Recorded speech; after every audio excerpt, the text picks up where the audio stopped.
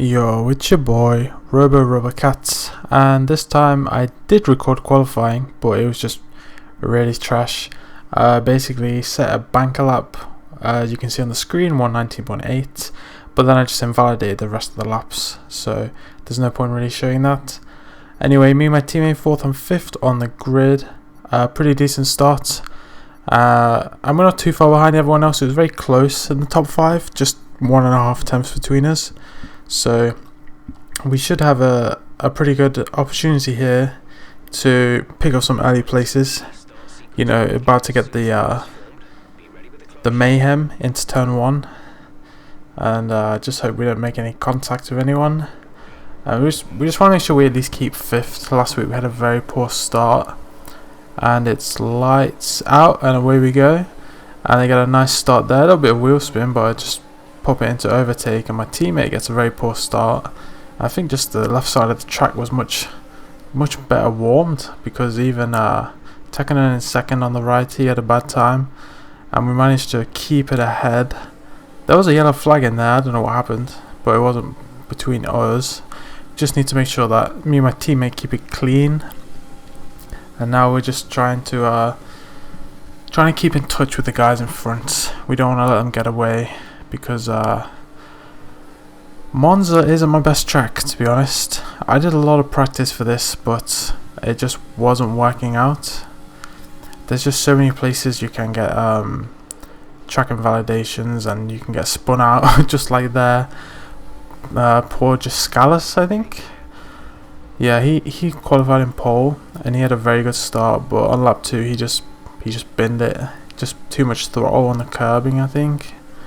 And that's him out of the way. So now we're in P3. My teammate's lurking behind. He looks like he's trying to go for the overtake, and I can't get the chicanes right, so he looks like he's going to dive over the inside, but he thinks better of it.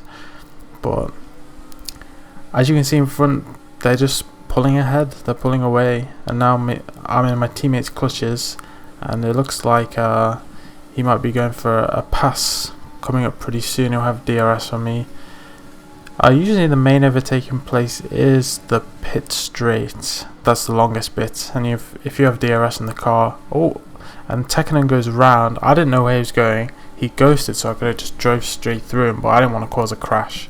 So now my teammate's ahead, and there's 2 cars. They were 1st and 2nd in the qualifying, and they stayed there until they spun out. So yeah, this track's very dangerous, especially at that Ascari chicane. I did a lot of practice races there where I spun out there a lot. So alright, Jeff. Anyway, I go into lean. I don't want to fight my teammate here too much, because I know this track isn't my specialty, and I wasn't happy with my performance that I was doing. But we skipped forward in a lap 4. A lot of skipping, because a lot of the time around here you're just following other cars and just waiting for mistakes or to get in the DRS zone. And now we have a pretty good run here. We got a much better exit. We got a lot of ERS, DRS, and rich fuel mix, so we easily get past my teammate here up into 2nd. And now Bashinikas, he is before this race he was 2nd or 3rd in the standing, so he's a early championship contender for the driver's title. So ideally I need to catch him. And as you can see, we have the red indicator for the tyres, which shows that they are pretty high in tyre wear. But Bashinikas jumps in, he was like 2-3 seconds ahead. So we're 63% on the rear left. It's probably going to be around 70% at the end of this lap, which we've just jumped to, and we're going to be jumping in. So that means my teammate behind, he won't be able to pit this lap, or he might get held up, so he's going to continue on. Hopefully his tyres aren't too worn out, and hopefully it doesn't ruin his strategy. And we're just going to see where we come out. There are some cars that are still in the mediums that haven't pitted because they started on the mediums, and there might even be someone started on the hards. So hopefully we don't have too many cars to re-overtake while they're on really old tyres. And also there's a slight chance Alright, Jeff. There's a slight chance of rain at the end, so I'm not entirely sure when that's going to come.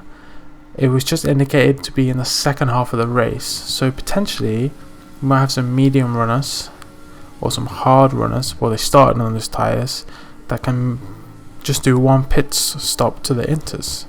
And now my teammate's gone into the pits.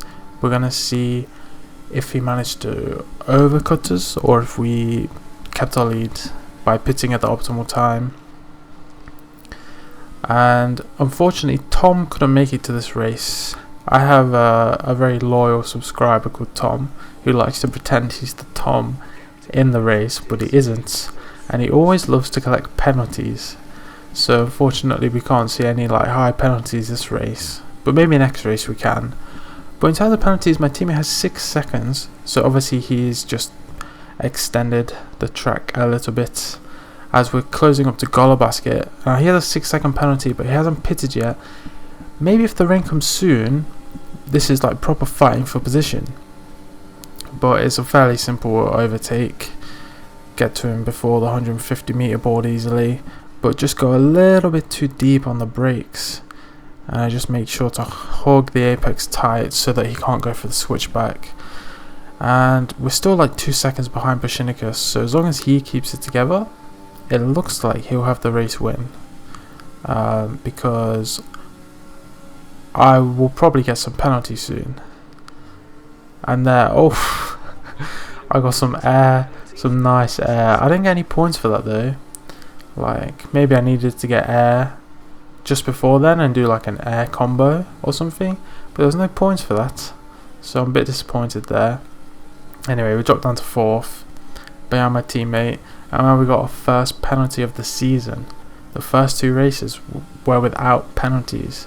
But this track is just not for me. I'm just not very good at it. As Golo Basket goes around there, that's the 2nd fatality at the Oscari chicane that we've seen personally. So even though we made that big mistake getting some air and dropping a couple of places, we're still in the podium positions. Yeah, so the rain seems like it's going to come out towards the end of the race, and I was wondering if I should pit here. I was looking to see if I had any fresh softs, but I didn't, so I thought it wasn't worth it. And the tyres are like super cold. We were behind the safety car for like, come on Jeff. I don't know if I'm louder than Jeff or if he's going to be louder than me, so I don't want to make it just ear rape or anything. But yeah, there we go. For some reason, when the safety car says it's going to come in, it just does it like 3 seconds before you get to go racing, so it's like a proper surprise. So we drop back a little bit, and I don't think anyone really pitted under that safety car that was around us, so it doesn't really affect, that one didn't really affect the race or the tyres. Everyone's pretty much on the same tyres. We just need to make sure that we keep things clean and we keep within DRS of the cars in front.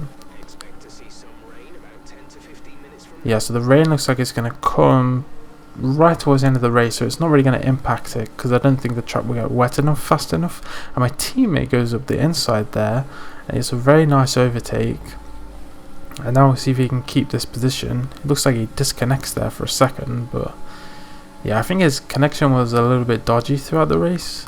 Yeah, and he ghosts there, pushes Brashenicus wide, and we just slot right in the inside there. And now we got Jules de Gauman, I don't know how to pronounce that, but he's attacking. I didn't want to attack my teammate here, but Jules was attacking from behind, so you know I can't just let him overtake for free. And now we're going to be super close coming out here.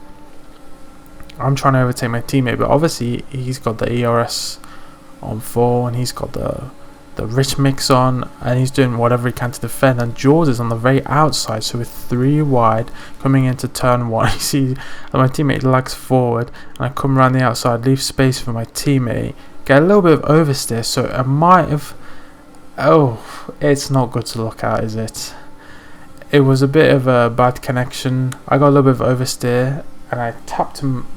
I might have tapped him a little, but I'm not entirely sure. But he spins around, and I have to apologise for that. I think it was a racing incident. He said he turned into me, and we get another safety car. So you see, it still says stay behind, right? And then the safety car is just like, okay, we're coming in this lap, and the pits is right there. It was, yeah. Oh, come on, Jeff, mate. I'm commentating here, not you. And there we go. We're away straight away. It was really strange. I don't know if it's always like that at this track, but both the safety cars were like that, and it was just really weird. But we get a nice gap to the car behind, and we're very close to the car in front. Now we both have 3-second penalties here, so I really need to beat him on track to make it count. And Tekken in behind, he doesn't have any penalties, so he's effectively the race leader. So I need to do my best to get past Jules as fast as possible and make a 3-second gap. And it looks like we might be going for an attack here. Jeff keeps talking so much. I need to tell him to shut up. We go right on the inside, get the apex nicely, leaving some space on the inside. A little bit of tapping, but no cars going around this time. And now we get a nice exit, probably because we just popped on the ERS. And now we just need to try and form a gap. But I think the rain is going to be coming very soon. So effectively it's going to be about, yeah, as you can see on the screen now, there's some raindrops. So it's just going to be about who's got a better setup for the rain. And I get another 3-second penalty.